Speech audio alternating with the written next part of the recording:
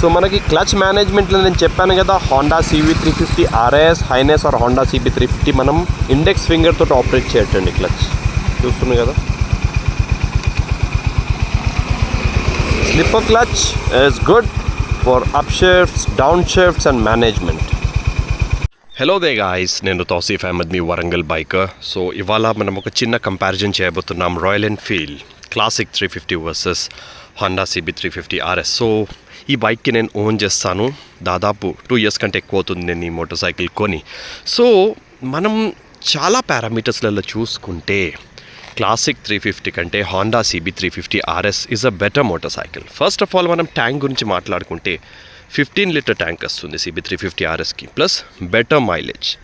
So better mileage, bigger tank and better tank range. Royal Enfield క్లాసిక్కి తీసుకుంటే 13 లీటర్ల ట్యాంకే ఉంది. ప్లస్ ఇంకొకటి ఏంటంటే అండి, ఈ బైక్కి అసిస్టెంట్ స్లిప్పర్ క్లచ్ వస్తుంది. నేను మీకు వీడియోలో చూపెట్టినట్టు ఒక ఫింగర్ తోటి కూడా మీరు ఆపరేట్ చేయొచ్చు. రాయల్ ఎన్ఫీల్డ్కి అసిస్టెంట్ స్లిప్పర్ క్లచ్ లేదు.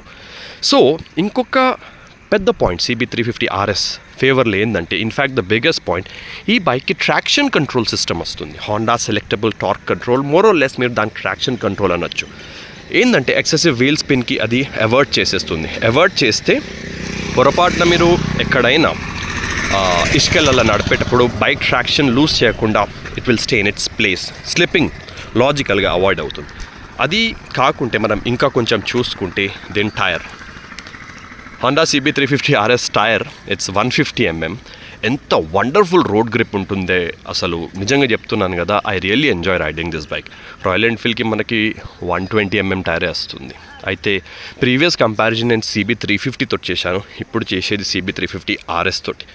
అయితే ఇంకొకటి ఏంటంటే దీనికి ట్యూబ్లెస్ టైర్స్ వస్తాయి. ట్యూబ్లెస్ టైర్స్ ఎంత పెద్ద బెనిఫిట్ అంటే, ఇలాంటి లొకేషన్స్లలో మీరు నడిపేటప్పుడు ఇమాజిన్ మీ రాయల్ ఎన్ఫీల్డ్ క్లాసిక్ 350 సడన్గా పంక్చర్ అయింది, ఆల్ ఆఫ్ అ సడన్ గాలిపోతుంది. దానివల్ల ఎంత ఇబ్బంది అవుతుందంటే అసలు ఆ బైక్ మీరు మొయ్యలేరు. ట్యూబ్లెస్ టైర్స్ ఉంటే ఆల్ ఆఫ్ అ సడన్ గాలి పోదండి. నా బైక్కి ఒకసారి ముళ్ళు ఉంటే నేను దాదాపు 4 months అలానే నడిపాను. సో చెప్పేది ఏంటంటే, ముళ్ళులు గుచ్చుకున్న tubeless tyres all of a sudden ఎప్పుడు పంక్చర్ కావు. సో అది ఎప్పుడైనా మీ ఫేవర్లోనే పనికొస్తుంది. ప్లస్ ఏంటంటే మనకి హోండా CB350 RSలో ఇంకొక పెద్ద బెనిఫిట్ నేను చెప్పినట్టు ఏంటంటే, ఈ బైక్ ఎంజిన్, ఈ bike ride quality, plus power and torque ఫిగర్స్లో కనుక మనం మాట్లాడుకుంటే Royal Enfield classic 350 is around 20.2 bhp. This is 20.8 bhp. అంటే పవర్ కూడా దీంట్లోనే ఎక్కువ. రాయల్ ఎన్ఫీల్డ్ క్లాసిక్ 350లా 27 Nm of torque at 4000 rpm. Honda CB350 RSలో 30 Nm of torque at 3000 rpm. So it is actually better in this bike కదా. Ground clearance విషయంలో మనం కనుక మాట్లాడుకుంటే దాదాపు 2 బైక్స్ కూడా సేమే. దిస్ ఇస్ 168 mm, క్లాసిక్ 350కి ఇట్స్ అరౌండ్ 169 or 170 mm. మరీ అంత డిఫరెన్స్ ఏం లేదు, ఆల్మోస్ట్ 2 కూడా సేమే. క్లాసిక్ 350లా మనకేందంటే అండి వైడర్ టైర్స్ లేవు. సో హ్యాండ్లింగ్ పరంగా మనం చూసుకుంటే this bike is much better అండి. చాలాసార్లు నేను క్లాసిక్ 350 కూడా నడిపాను, హోండా CB350 RS కూడా నడిపాను. హ్యాండ్లింగ్ అనేది బైక్లో ఇట్స్ వే బెటర్. ప్లస్ దీంట్లో okay, Royal Enfield no doubt it's kind of retro motorcycle. So ఇరువరకు దానికి హాలోజన్ హెడ్ ల్యాంప్ వచ్చేది, ఇప్పుడు it's getting LED. Okay, so దీనికి LED ఎక్విప్మెంట్ ఉంది. కానీ ఏంటంటే హెడ్ ల్యాంప్ ఫోకస్లలో CB350 RSకి మనం ఆక్స్ లైట్స్ పెట్టుకుంటే ఇంకా బెటర్. ఆనెస్ట్గా చెప్పేది ఏంటంటే, హెడ్ ల్యాంప్ ఫోకస్లలో నాకు రాయల్ ఎన్ఫీల్డ్ది కొంచెం నచ్చింది, బెటర్ అనిపించింది. ప్లస్ రాయల్ ఎన్ఫీల్డ్ క్లాసిక్ 350లో ఏంటంటే అండి, ఇప్పుడు కూడా చాలామంది జనాలు కంప్లైంట్ చేసేది ఏంటంటే, మీటియోర్లా, హంటర్ 350లా, క్లాసిక్ 350లా ఒక పీరియడ్ తర్వాత ట్యాపెట్ నాయిజెస్ అనేది వస్తున్నాయి. ఆ ట్యాపెట్ నాయిజెస్ ఏంటంటే దే నీడ్ అడ్జస్ట్మెంట్. అదొక లేనిపోని హెడేక్ అనిపిస్తుంది నాకు. ఈ బైక్లో ఆ ఇష్యూ లేదు అసలు. ఇంకొకటి చూసుకుంటే అండి, మనకి ఈ బైక్లో మనకి యాక్సెసరీస్ అనేటి చాలా కంపెనీ ప్రొవైడ్ చేస్తుంది. రాయల్ ఎన్ఫీల్డ్లో కూడా ఉన్నాయి, కానీ హోండాలో ఇంకా ఎక్కువ ఉన్నాయి. క్యాఫే రేసర్ కిట్ ఉంది మీకు దీంట్లో, right. Solo carrier, right. Cafe రేసర్లో మీకు ఇక్కడ మీరు సింగిల్ సీట్ చేసుకోవచ్చు, ఒక కౌల్ వస్తుంది ఇక్కడ, అది పెట్టించుకుంటే ఇట్స్ బెటర్ అనమాట. ఇంకొకటి నేను చూస్తే ఇప్పుడు ఎగ్జాస్ట్ నోట్, 2 బైక్ కూడా దాదాపు బాగానే ఉంది. ప్లస్ మనకి నా బైక్ 2022 మోడల్ అండి, దీనికి ఇక్కడ Honda smart phone voice connectivity రాలేదు, కొత్త మోడల్స్ అలా వస్తుంది ఇప్పుడు. సో ఎగ్జాస్ట్ సౌండ్ నేను వినిపిస్తాను ఇప్పుడు. ఎంత సింపుల్ అండ్ బ్యూటిఫుల్గా ఉంది. ఇంజన్లో అసలు జీరో నాయిస్. నేను డ్రైవ్ చేసి మీకు చూపెడతాను.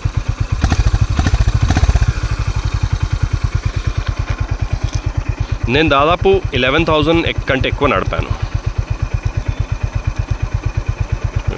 11,224. సో మనం డ్రాగ్ ఎక్కువ చేస్తే మైలేజ్ తక్కువ వస్తుంది. మీరు ఒక రేంజ్లోనే నడిపితే తప్పకుండా మీకు 45+ వస్తుందండి హోండా CB350 RS. ఎట్లా అంటే 4th గేర్లో ఈకో మోడ్లో నడిపితే మీకు తప్పకుండా మైలేజ్ అనేది కొంచెం ఆల్వేస్ బెటర్ అనమాట. ప్లస్ నేను ఈ బైక్ ఏం చేశానంటే మొన్న ఎగ్జాస్ట్ అనేది మొత్తం పెయింట్ చేయించుకున్నానండి. మీరు చూస్తున్నారు కదా, TVS హీట్ రెసిస్టెన్స్ స్ప్రే అంటే సైలెన్సర్ కోటింగ్ అనేది వస్తుంది.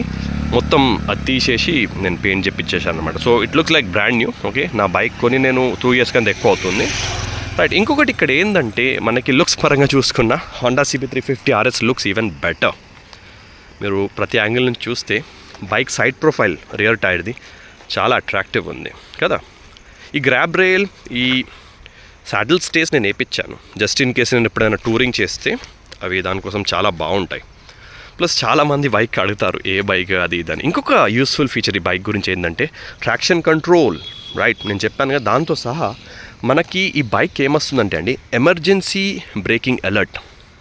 ఈ అన్ని కొత్త మోడల్స్కి వస్తుంది. ఏంటంటే పొరపాటున మీరు ఒక 60-70 స్పీడ్కి పైన ఉన్నారు, సడన్గా మీరు బ్రేక్స్ కొడితే ఆటోమేటిక్గా అన్ని ఇండికేటర్స్ గ్లోయింగ్ అవుట్ స్టార్ట్ చేస్తాయి. అయితే వెనకున్న వాళ్ళకి అదొక ఇండికేషన్ అనమాట that you have almost made an emergency stop. So that is an indication. Hazard అని ఉంటుంది కదా కార్స్కి కూడా, సో అలా అంతే. సో మిగతా మనం కనుక చూసుకుంటే పవర్లా, టార్క్లా, హ్యాండ్లింగ్లా, రోడ్ గ్రిప్లా, మైలేజ్లా, బిల్డ్ క్వాలిటీలా అన్నిట్లా Honda CB350 RS is a better motorcycle. ఇప్పుడు నేను చెప్పేది ఏంటంటే క్లాసిక్ ఈజ్ నాట్ బ్యాడ్.